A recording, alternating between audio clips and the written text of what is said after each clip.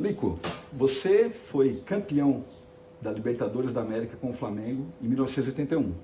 Pouco tempo, logo depois de ter retornado ao clube, né? Tinha tido uma passagem em 80, acaba voltando e retorna com a Libertadores ainda em curso. E é muito importante para que o Flamengo chegue até as semifinais, finais, né? A final, inclusive marcando gol na final, né? Em um dos 3 jogos, né? E hoje a gente vê o Jorginho, outro imbitubense, né? Claro, com uma outra trajetória, uma outra história, mas com uma situação muito parecida, que é a de chegar no mesmo ano em que o Flamengo chega a uma final de Libertadores e agora também tendo a chance de, vamos dizer, igualar este feito, né, de conquistar a América e pelo Flamengo. A gente percebe algumas coincidências, né, não só essa, mas também o tipo físico, a habilidade que vocês têm, né, com a bola, a inteligência.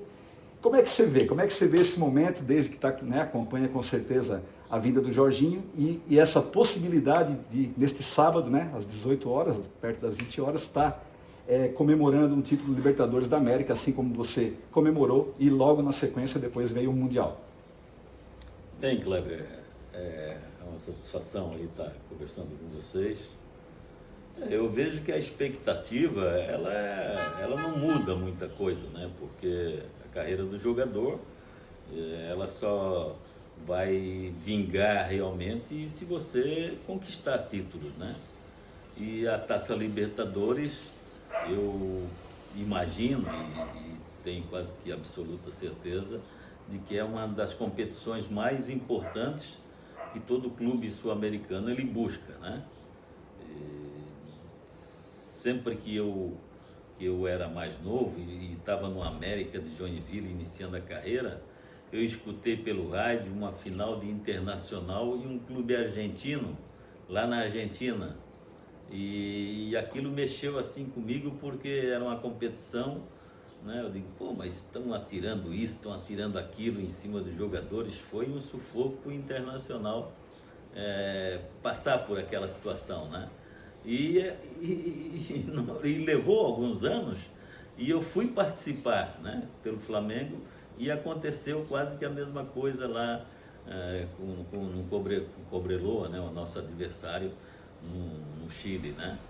Então eu acho que é uma competição que requer muita atenção, assim, muita preparação psicológica, muito treinamento para você poder enfrentar, né, esses clubes assim que são os adversários, e que não é o caso agora porque o Flamengo vai enfrentar um outro brasileiro que é o Palmeiras, né?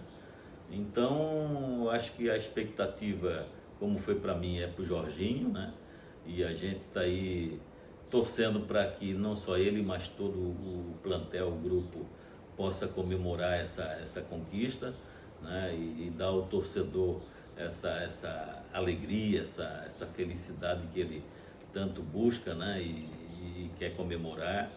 Então o Jorginho ele veio como mais sendo uma peça fundamental para o esquema do Felipe Luiz, como veio, né, outros grandes nomes que fazem parte hoje do plantel, né? E a gente está aí como bitubense, querendo que mais um e depois mais outro que venha, né, a conquistar, para que a gente fortaleça realmente o nível, né, que sempre Imbituba teve na descoberta, né, de revelar jogadores novos para o futebol catarinense e até brasileiro. Né? E o Jorginho foi esse jogador, né? Ele saiu cedo. Eu me lembro assim de uma passagem dele vestindo a camisa da CME num torneio em Brusque.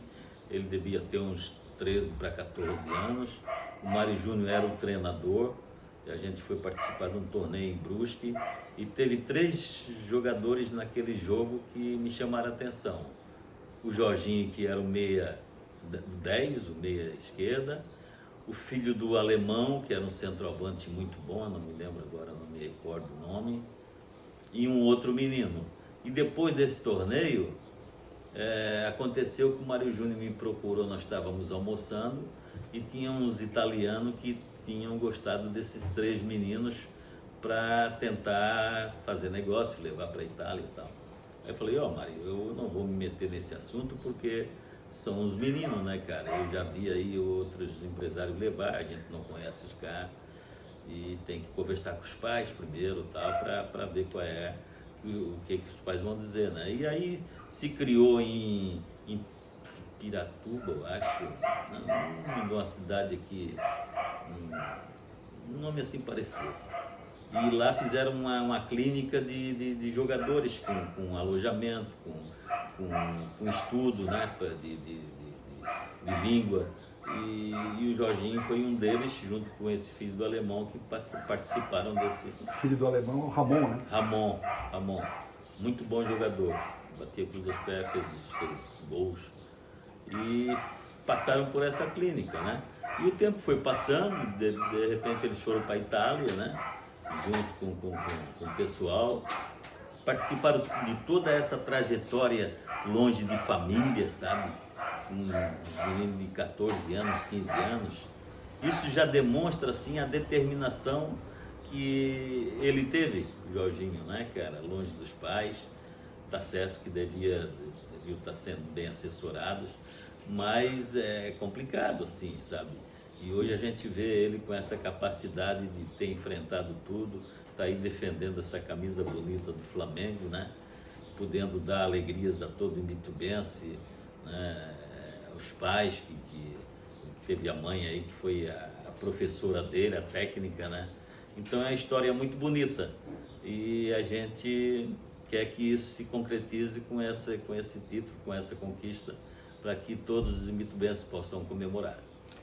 Outra, vamos dizer, coincidência, né, é que o Jorginho, assim como você, veio de uma trajetória humilde também, né? Veio de uma criação humilde e veio a se tornar esse grande jogador.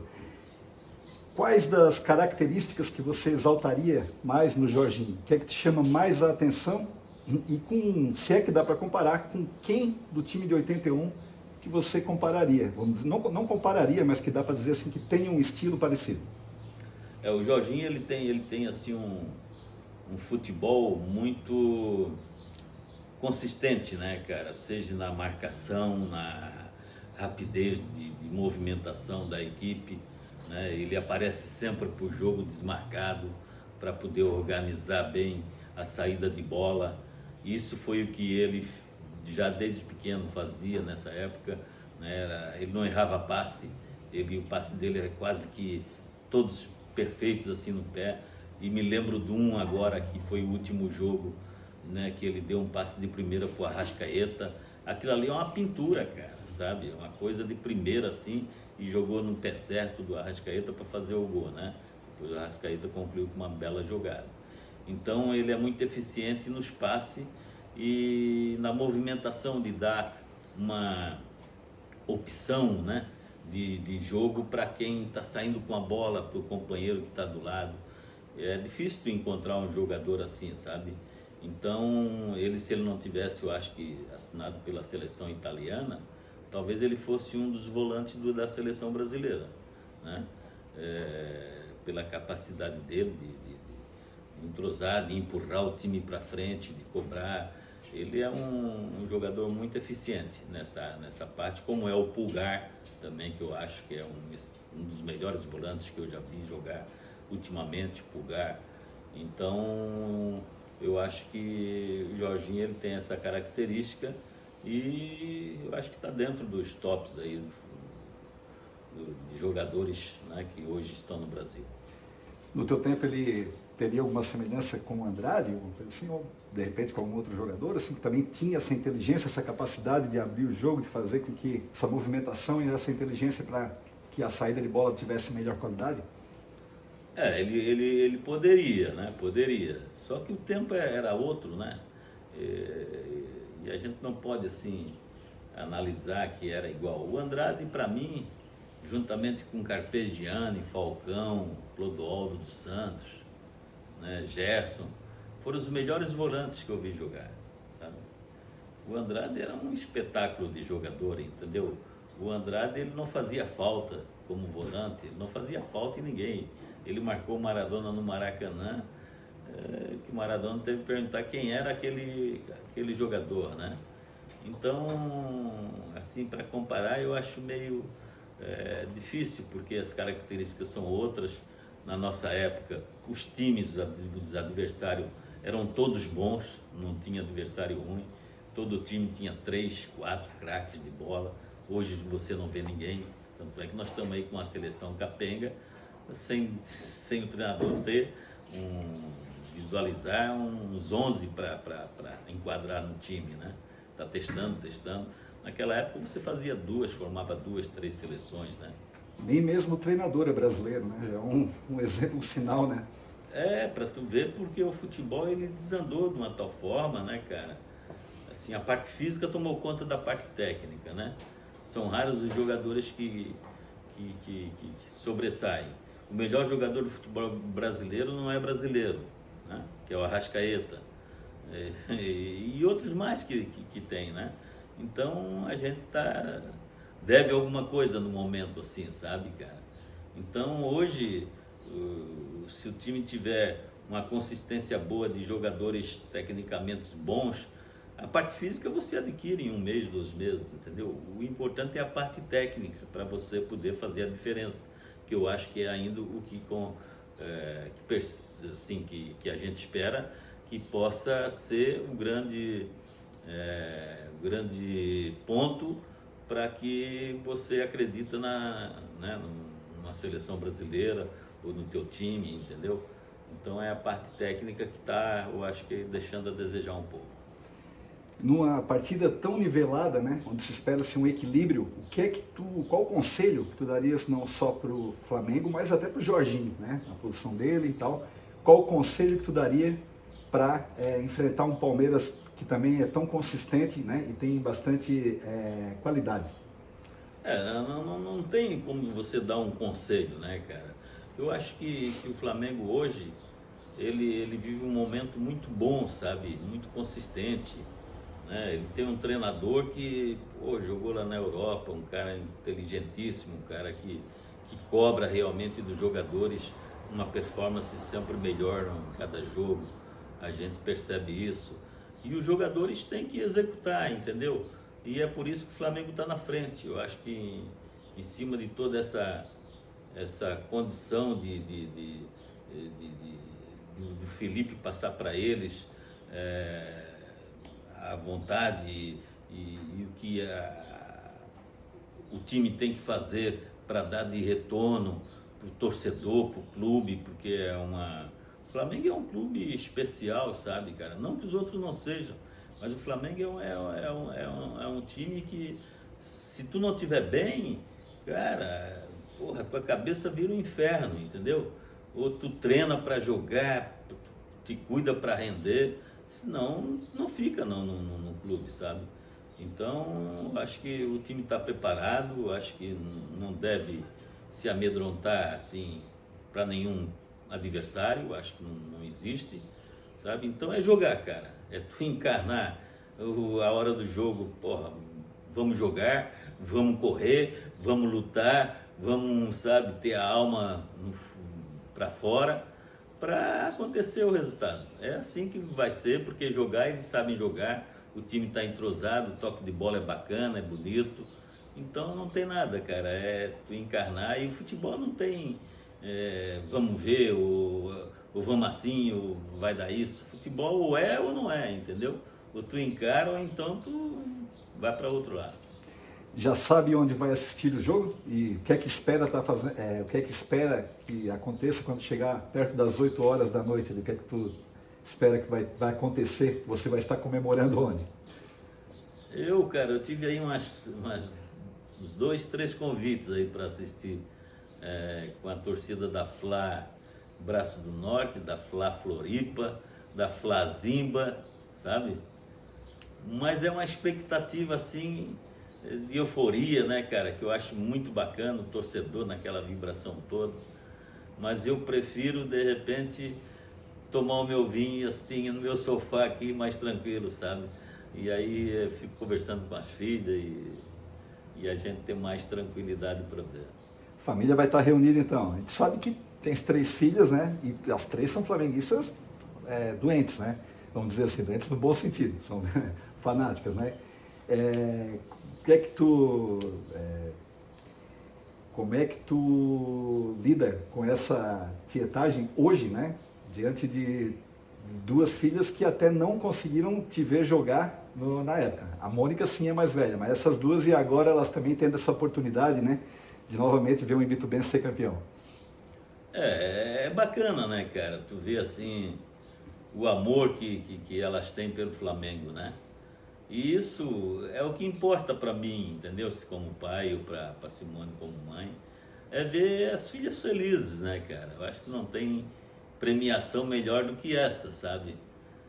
Ver o contentamento delas, assim como a gente vê, né, de todo torcedor. Então a gente tá nessa expectativa, cara, não de euforia, né, mas porque eu sou um cara muito tranquilo, mas de sair um gol e mandar um beijo, deu certo e tal. A gente vive nessa expectativa dentro do Campeonato Brasileiro, né? E tomara que continue assim, cara, com vitória e para que elas possam curtir, festejar onde elas estiverem, entendeu?